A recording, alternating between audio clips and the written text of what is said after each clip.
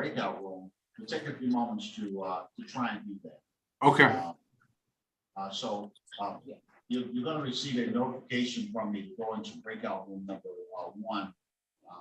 Madam Clerk, if you can send Mike with the iPhone, Ms. Gamble, as well as Council Mr. Shaw to breakout room. Or unless you send it to or 1 second process. Okay, got it.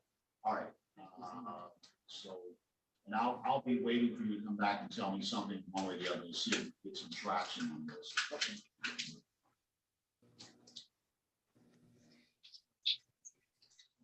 There you go, sir. So just click into the notification and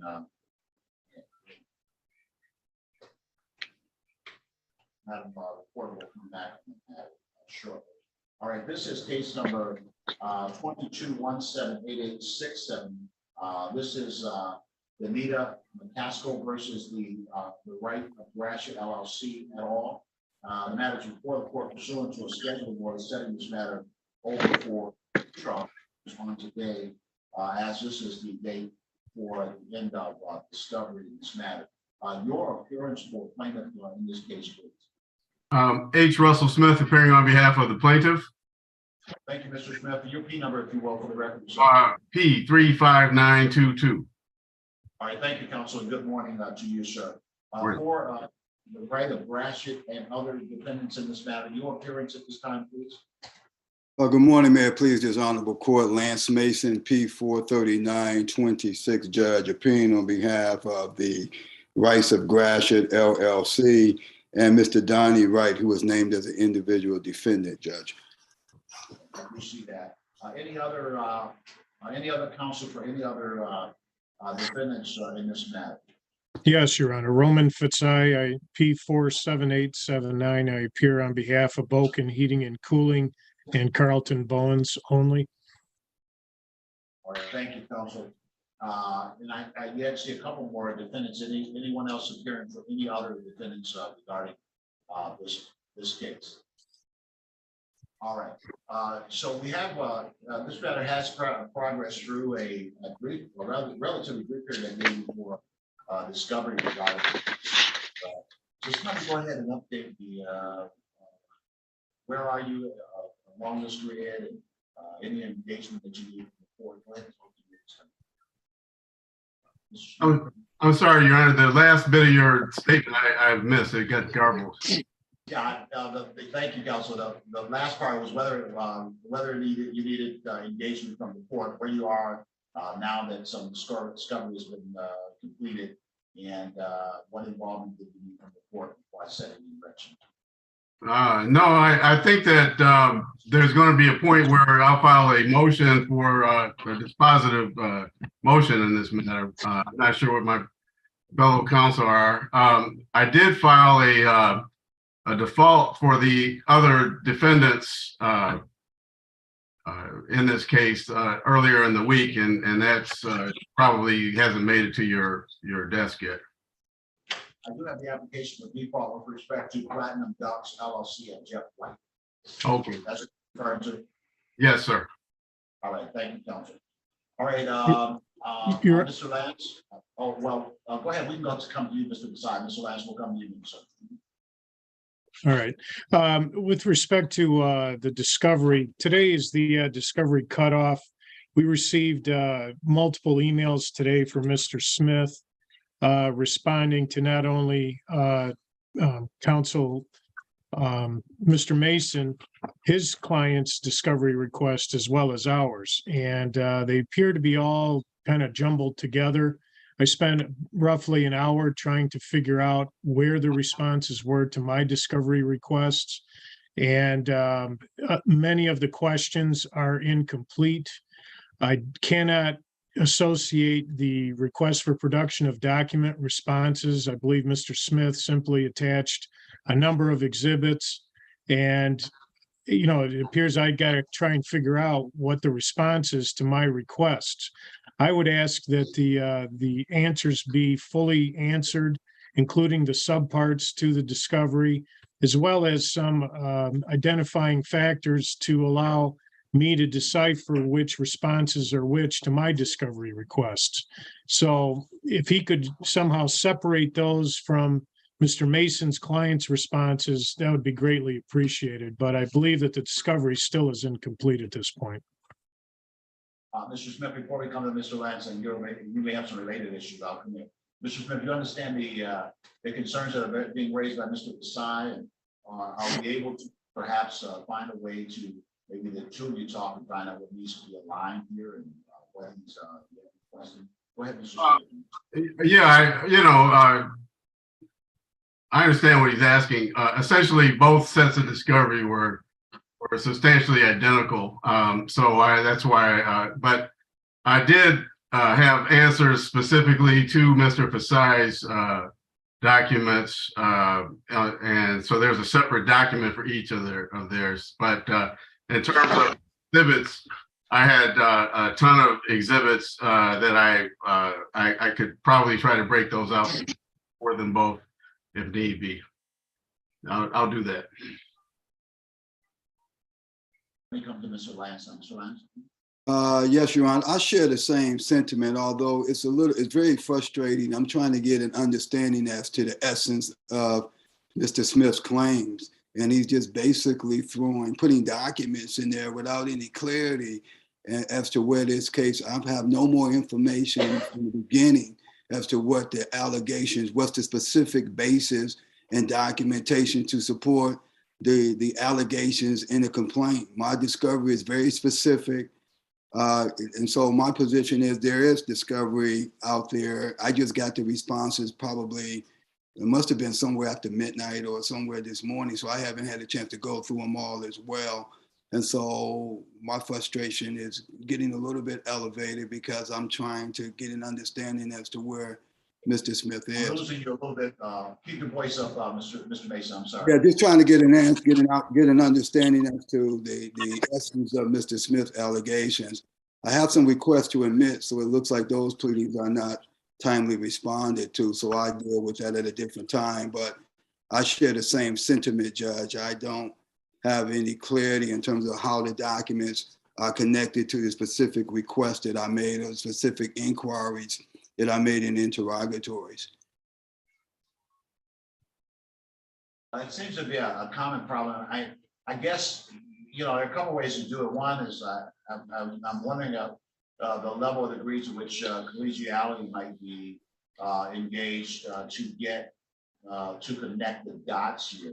But also the other approach, which is what I'm weighing, is to extend the discovery for a period of time with that provision that is in the order that I gave you under provision number 6 that allows for the filing of motions. Obviously, if the discovery is not what it should be or the further issues, that you would need the opportunity to file something to indicate formally to the court what you need to discovery needs to be prepared, or the court needs to give some type of order in that regard. So I don't know. I guess that comes back to the three of you. Are you able to get together and kind of figure this out, or Mr. Smith? It looks kind of tough to me that there's a voluminous amount of seemingly of discovery that has been submitted, only submitted recently at the end of the discovery calendar, and there's some indication that requests to admit items have not been responded to, and other items have not been responded to with specificity. So saying that discovery is somehow complete under that kind of scenario is somewhat problematic. So here's what I'm going to do.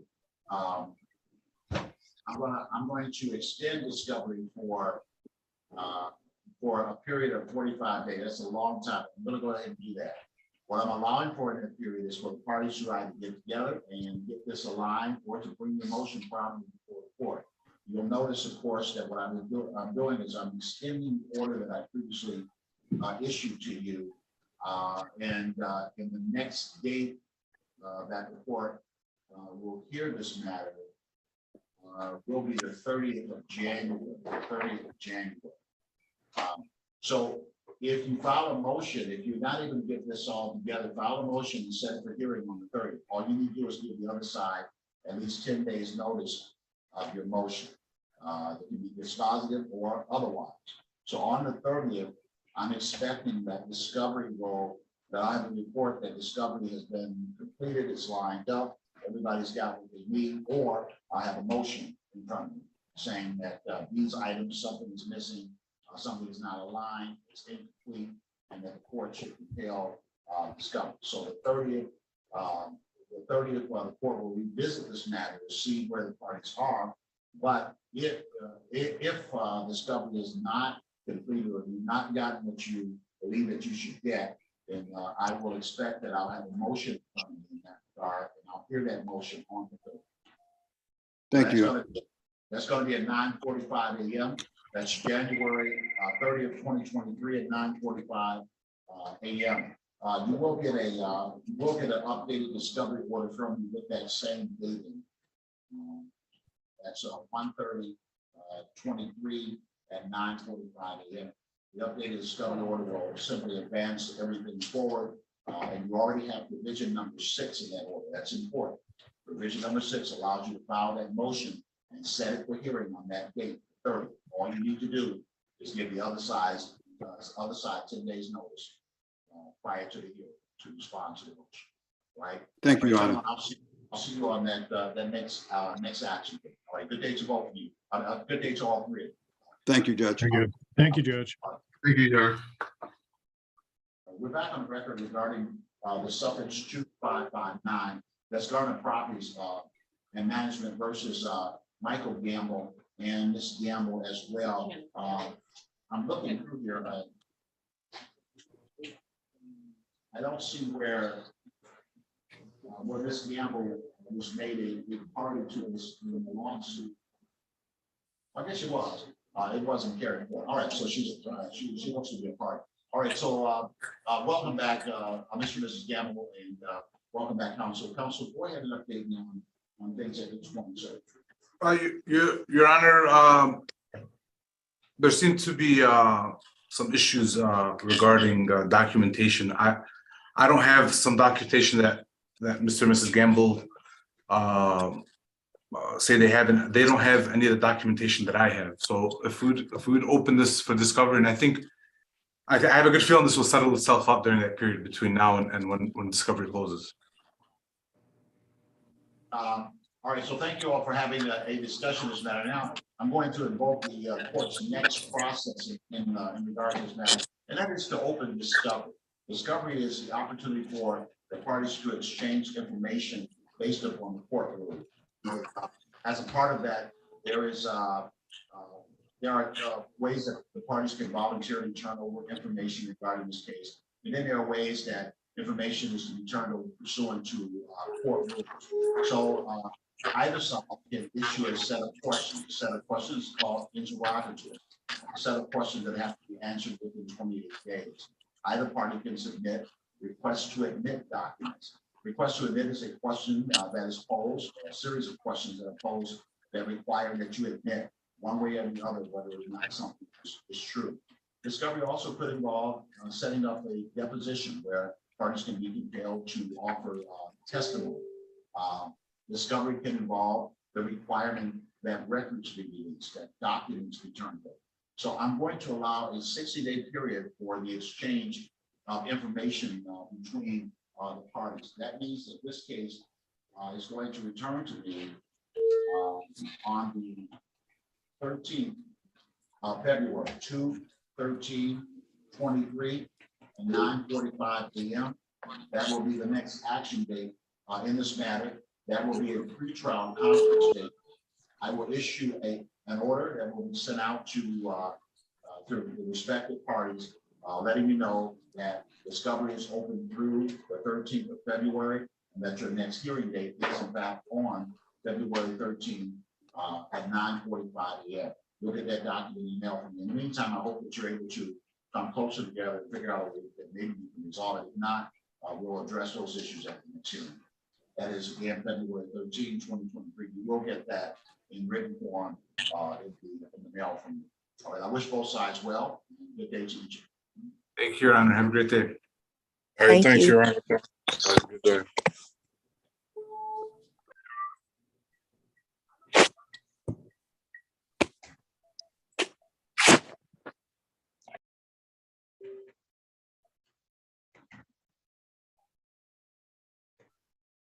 Court reporter, thought you sent something to me, did you? Yes, I did. But you didn't chat it to me, right? No, I sent it to your email, your court email. It's no big deal. I could send it later. It was just something that was for you. All right, I got it. Thank you. Okay. Court now calls, case number 22-185-196. This is Farmers Insurance Exchange versus Daniel, Director Dwayne Daniel. The matter is before the court.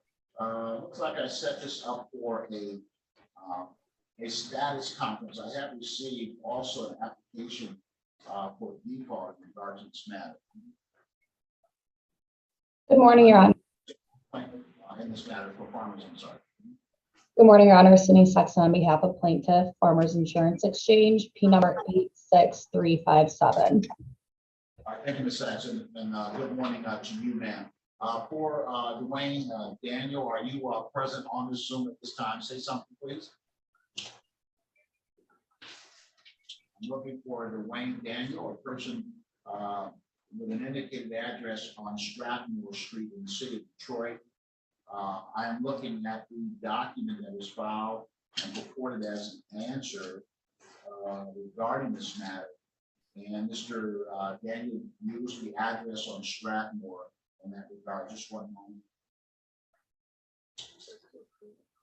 In the document that was reported as an answer, Mr. Daniel indicated that he would like to come to a settlement agreement with the plaintiff.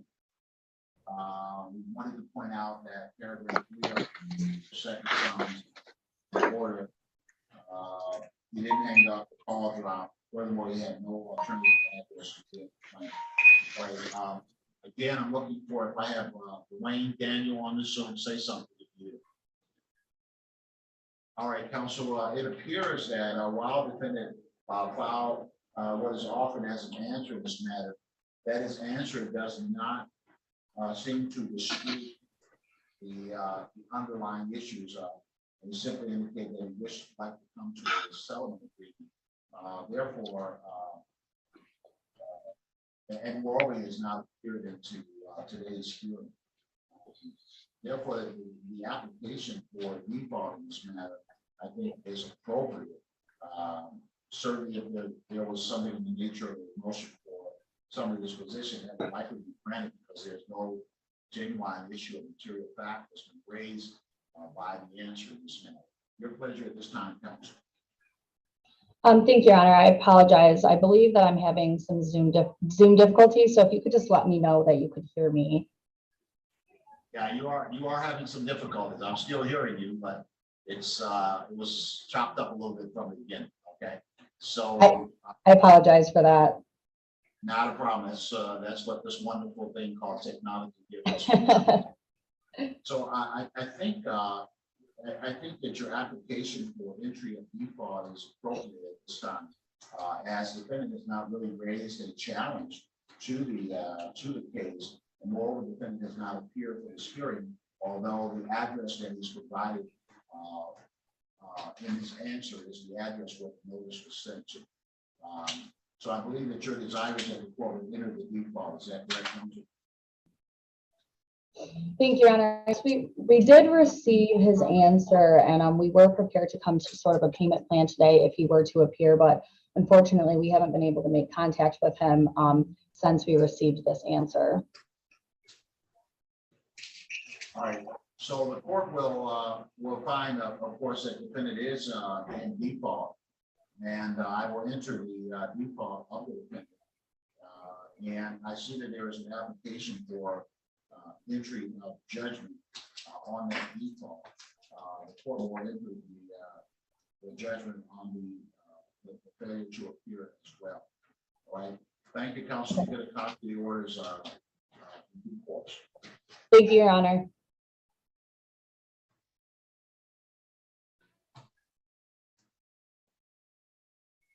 All right, the court now calls case number 22-187-835.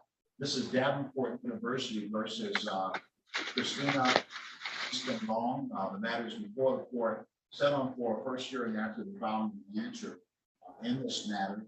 This is set for status and scheduling conference. Your appearance for Davenport, please. Good morning, Your Honor. Joshua Kosmeric, P80941 for the plaintiff. Thank you, Mr. Kosmeric, and good morning to you, sir. I'm looking now for Christina Livingston Long. You on the Zoom, please say something at this time, ma'am. Yes, I'm here. All right, good morning to you, ma'am. I've reviewed this this matter briefly. This seems to have something to do with your having attended Davenport and some loans that have been taken out. And it seems to me that part of what you're saying here is that you weren't able to pay on the loans because of the challenges and issues with COVID. Is that what your challenges is? Yes, Your Honor, that's from the first semester in my my first semester during the pandemic, which is 2020. All right. So it seems to me that what you're raising is, it seems to me that you're not really challenging that money was expended for the purpose of pursuing your education. It seems that what you're saying is that you ought to receive some consideration because of the COVID challenges and other financial challenges that you're experiencing with your children and other family members financially. That's what you're telling me? Yes, Your Honor, I've tried to drop my classes and appeal several times, can get back into school. I'm just trying to find a way to get back. It's actually the position that I'm currently, that's the only thing holding me back. Okay. So what you're saying, you're trying to get re-enrolled in school. Is that what you're saying? Yes, I'm trying to get re-enrolled into school. I spoke with my advisor during that time, during the pandemic, and let me know that I just couldn't do it with 2 kids being at home virtual and out of work. And it was a lot for my family. There was some type of miscommunication. I do know that she was out of office for a couple of weeks. I believe it ended up being 2 months in total. My advisor, no communication between us. By the time there was, and I got back in that department, not everyone was back in office, but the office was open. They let me know that I just had to make an appeal. I was in good standing with my grades. I was on the honor roll. I was on the service honor roll. I'm a veteran. They let me know I wouldn't have any worries to get back into school. I appealed. Once I appealed, the first appeal let me know that, thank you for your service. Thank you for your GPA. But it's after the 60-day grace period that we give students, and they did not take the pandemic or any type of restrictions that COVID had granted in consideration at all. All right. So essentially, you tried to drop the classes because of hardship, and you feel that because some other person was away from their office, that you were denied the opportunity to do so, and then your appeal period expired as a result of that, correct? Yes. Counsel, what's going on here from the institution's perspective? It seems that this might be some hardship concerns with the correct? Your Honor, it does seem like this may be a case where some written discovery may be appropriate to flesh out these factual issues. My client's position is that this was unpaid tuition for the spring-summer 2020 semester. My client indicates that those courses began in May, and that Miss Livingston Long did not submit her withdrawal until 2 months after those courses. The attendance records does show that she attended the courses, stopped attending the courses, submitted the withdrawal request in July. And at that point, because the courses were offered, because an educational opportunity was offered and accepted, that the it was earned. They do have a withdrawal period. It was after the request to withdraw was after the withdrawal period. So it's my client's position that the tuition remains due and owing, Your Honor. All right, so I will follow that course. I was asking a lot of questions on Ms. Livingston, just to try and find out if there was any way to try to get this resolved at this point. But obviously, your objective of getting back in school is an important one. And of course, we all know that all of this occurred during the COVID, the heart of the COVID situation. Obviously, that sometimes raises some additional kinds of challenges. Maybe we can drill down on that by setting a period where discovery can occur, exchange of information, and delving further into the challenges and issues that may be associated with this case. So I'm going to open discovery in this matter and allow discovery to continue through the 14th of February. 2/14/22 is going to be the next action date of this matter. 2/14/22. I'm going to issue 2/14/23 at 9:30 a.m. I'm going to issue a discovery order that allows the exchange of information. It also sets the date that I've given in the order. It will set out that date as the next date that you are to appeal in the hearing of the court. So next time we'll be back here is on Valentine's Day, 2/14/23 at 9:30. But between now and that time, discovery will be over any documents or items that you wish to request from the school. All you need to do is put it in writing and send it to the attorney's office. They will make sure that those documents get to you. They will likely send you requests for certain documents for to answer questions, etc. And you're required by law to answer those questions within the time that the documents will set forth.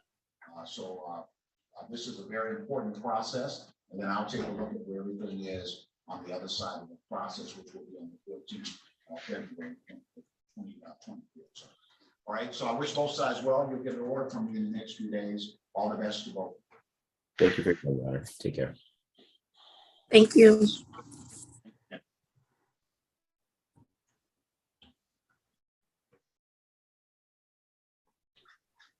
All right, the court now calls case number 22-242964. This is Darren Pendleton versus Hester Wheeler. The matter is before the court on the submission of a motion for a more definite statement. The record should reflect regarding this matter that there was a complaint filed in this matter. The one-page complaint with a number of documents. That complaint says compliant with House Resolution 192, June 5, 1993, Michigan Secretary of State issued passport set off misprision of treason, misprision of felony, and delayed criminal status. All right, your appearance for let me ask you, I have Darren Pendleton. Yes, Darren Bernard Pendleton, I'm here. All right, thank you, Mr. Pendleton, and good morning to you, sir. For Hester Wheeler, I believe he's Assistant Secretary of State or something. Your appearance comes. Judge, good morning. This is Brian Beach, P69681 from the Michigan Attorney General's office. I'm here on behalf of the defendant. All right, good. And Mr. Wheeler works for the state in the Secretary of State's office or something. Is that what it is? Judge, yes, he's an employee at the Secretary of State's office, but we don't know from the complaint whether that's what he's being sued in his capacity. Yeah, the complaint certainly does not give sufficient specification as to what it is that the defendant, that the plaintiff wishes to claim regarding this matter. So you're going to have to be more specific with your claim. And so, Mr. Pendleton, what has been filed is a motion for a more definite statement, so that you will have to offer something that provides a greater degree of clarification as to exactly what it is that you are alleging as it relates to Mr. Wheeler. So that's what's brought before the court today. The defendant has not filed an answer. In lieu of filing an answer, they filed a motion asking the court to require that Mr. Pendleton file something specifying with greater detail exactly what it is that he's suing. And as I look at the complaint does not tell me what you're suing for. So you're going to have to specify that. You're going to have to get more specifics as to what you're suing for. You're going to have to identify if you want to who Mr. Wheeler is, what his relationship is to this case that you brought, and what is it that you are alleged as the harm that has been done to you? What did they do to you? What did they not do? You have to specify that, and then we'll take another look at what is going on. So I'm going to grant the motion for a more definite statement, and I'm going to give you the time to file a more definite statement to this case. So I'm going to set this over for a next hearing. The next hearing date in this matter is going to be the 18th of January, 1/18/23 at 9:30 a.m. And so you will have until the 13th of January to file your more definite statement. So basically what you want to do is take your complaint that you filed to start this lawsuit and then lay out what it is that was done wrong. What should, who is Mr. Wheeler? What is his relationship to what you believe should be done? And then what is it that you believe should have been done or should not have been done? That provides the basis of why it is that you are suing Mr. Wheeler, right? You got to put that in writing, and you got to get it to myself and the court, to the court and to the attorney on the other side by the 13th of January. You have until January 13th to put in writing a more definite statement. And I'm going to send an order out to you. That order is going to point out that you have until the 13th of January to put in writing what it is that you're actually suing for. And then the 18th of January will be the hearing date on this, so I can review it at that time to see where this case is, right?